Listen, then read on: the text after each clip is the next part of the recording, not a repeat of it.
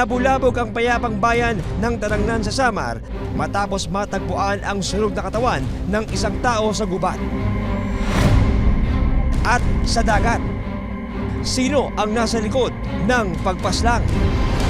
At paano nangyari ang krimen? Pinasok po niya yung bahay ko. Sa imbestigasyon ng mga pulis, lumilitaw na may isa pang babae ang inatake sa parehong lugar. Pumasok sa bahay ng isang residente ng Barangay Karunghan sa Tarangnan, Samar ang isang lalaki. Mayroon siya lang inakyat siya sa sa bahay nila ma'am ng madaling araw. Dito, nadatnan niyang natutulog ang dalaga na itinago namin sa pangalang Jelly.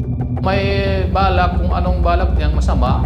Yung pagkakasabi niya, yung gagamitin niya o may kipagtalik ba siya ma'am? Nang magising si Jelly, agad siyang nagpumiglas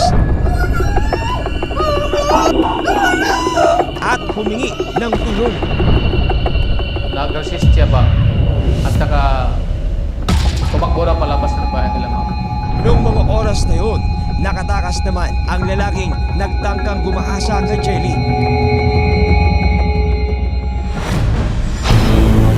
Naku akong gahasain. Hindi lang ako nanlaban at nakalabas agad ng bahay. Ayon kay Jelly, nakilala niya ang taong nagtangka sa kanyang buhay. Pinalaw ba yung taong naloob sa bahay mo?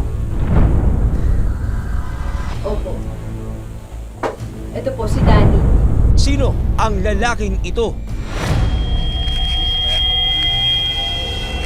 Lingid sa kaalaman ng mga kawani ng barangay. Problema mo, ha? Sa gitna ng pagpapablatter ni Jelly ng tangkang panggagahasa sa kanya, isa na namang babae ang malalagay sa tiyak na kapahamakan.